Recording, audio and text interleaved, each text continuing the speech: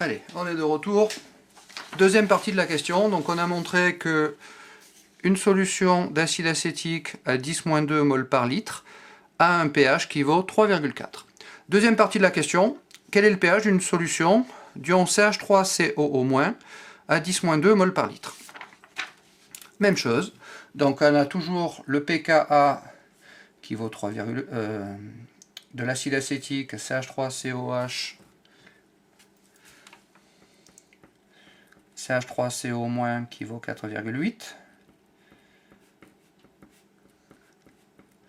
Et donc ce coup-ci, on a une solution qui contient uniquement de l'ion acétate, CH3CO-,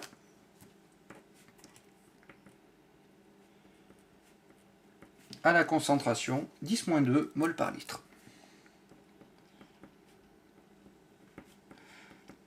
Même chose. Pour pouvoir répondre à cette question, il faut trouver la réaction qui se produit dans le système. Inventaire des acides et des bases. Donc notre axe est gradué en pKa, les bases, les acides. À 14 et à 0, les couples de l'eau. Ça, on commence par le mettre, quel que soit l'exercice, on peut même l'écrire avant de s'être posé la question de savoir qu'est-ce qu'étaient les espèces présentes dans le système, à partir du moment où on a identifié qu'on avait affaire à une réaction acide-base. Et ensuite, on a le couple à 4,8, CH3COH, CH3CO-. Attention, le seul piège possible sur ce genre de questions, c'est d'inverser un acide et sa base. Par exemple, mettre H3O+, à gauche ou OH2O à droite, etc. C'est un risque. Un autre risque qui porte à moins de conséquences, ça serait de mettre les acides à gauche et les bases à droite. C'est pas faux, on a le droit de le faire. Par contre, l'acide le plus fort reste l'acide qui est le plus bas. Et donc, si vous prenez comme acide le plus fort celui qui est le plus haut, parce que vous avez retenu qu'il fallait utiliser le gamma dans le bon sens, si vous mettez l'acide à gauche, ben votre gamma va être à l'envers. Et donc, attention à ça. Donc, c'est pour ça que par habitude, il vaut mieux mettre les bases à gauche, les acides à droite. Ça vous permet d'avoir un gamma dans le bon sens si la réaction est favorisée. Donc, on reprend. Donc, on a de l'ion acétate à 10-2 mol par litre. Donc on a de l'eau qui est présente dans le système à l'état initial, 100% des cas. Ensuite, ce coup-ci, on a CH3CO-.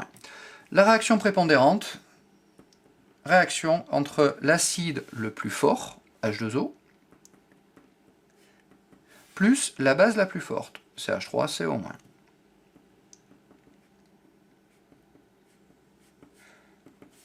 Et donc, chaque base va donner son acide, CH3COH.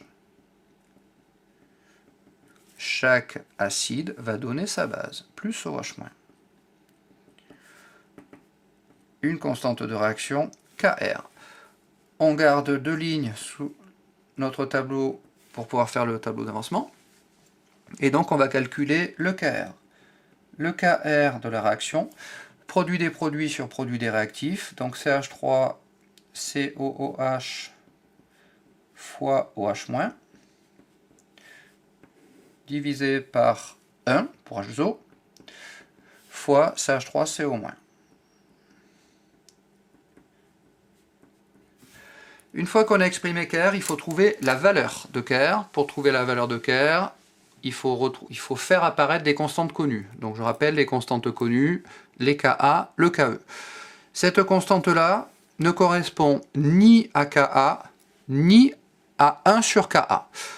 Donc il faut faire apparaître les constantes connues. On s'aperçoit ici qu'on a un OH-. Si on a un OH-, on peut faire apparaître éventuellement le Ke. Pour faire apparaître le Ke, on multiplie en haut et en bas par H3O+.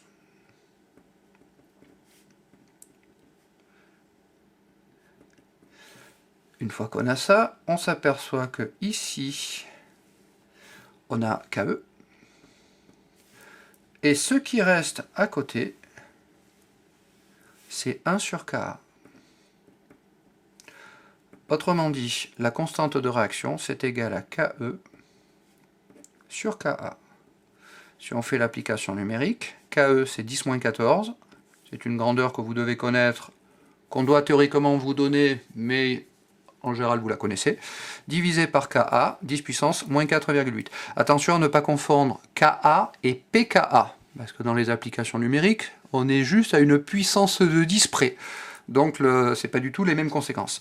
Donc ici c'est 10 puissance moins 4,8. Et donc ici ça nous fait 10 puissance 9,2. Pardon, 10 puissance moins 9,2. 10 puissance moins 9,2, c'est plus petit que 10 moins 3. Donc la réaction est quasi nulle. Une fois qu'on a ça, on peut faire le comportement de la réaction. À l'état initial, donc on a dit on a 10-2 mol par litre de CH3CO-, donc l'eau elle est en excès, c'est le solvant. Là on a 10-2, là on a 0, et là on a presque 0, exactement la même remarque que tout à l'heure. À l'état final, l'eau est en excès. Comme la réaction est quasi nulle, on avait 10-2 de CH3CO- à l'état initial, on a toujours 10-2 à l'état final. Et on va fabriquer epsilon et epsilon. Pour pouvoir trouver le epsilon, on va se servir au choix soit de Kr, soit de Ka, soit de Ke. Ici, le cas le plus simple, c'est d'utiliser Kr. On sait que Kr, c'est égal à CH3COH fois OH-, divisé par CH3CO-. On remplace, ça nous fait epsilon carré sur 10-2,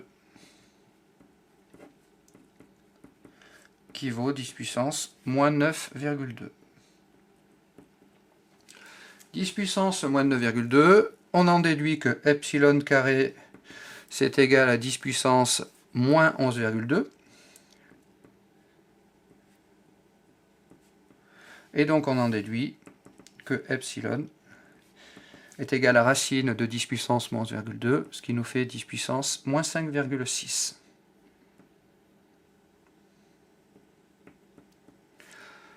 Ce epsilon correspond à la concentration de OH-. On a vu dans une formule précédente que si on connaît OH-, on a pH qui est égal à 14 plus log de OH-. Cette formule, on la retrouve à partir du Ke, donc du produit ionique de l'eau, qui nous dit que H3O+, fois OH- est égal à Ke. On passe en log, et on fait apparaître le pH, qui est égal à moins log de H3O+, et donc on retrouve cette valeur. Le 14 qui est là, ça correspond au pKe, c'est-à-dire moins log de Ke, qui vaut 14. Une fois qu'on a ça, donc ça nous fait 14 plus log de 10 puissance moins 5,6. Log de 10 puissance moins 5,6, ça fait moins 5,6, et donc on trouve un pH à l'arrivée qui fait 8,4. La petite vérification qu'on peut faire, c'est que CH3CO- c'est une base. Quand on met une base dans l'eau, on trouve un pH qui est supérieur à 7. C'est une vérification. Autre option possible, même chose que tout à l'heure, c'est de dire je connais à l'état final à la fois la concentration d'un acide et de sa base conjuguée. Et donc je peux utiliser la formule pH égale pKa plus log de base sur acide. Et donc ça me fait pKa 4,8 plus log la base, donc la base c'est CH3CO-, ça me fait 10-2, divisé par l'acide, c'est CH3COH, donc epsilon, donc 10 puissance moins 5,6. 10-2 sur 10 puissance moins 5,6, ça fait 10 puissance plus 3,6. Log de 10 puissance 3,6, ça fait 3,6. 4,8 plus 3,6, 8,4. On retrouve bien la même valeur.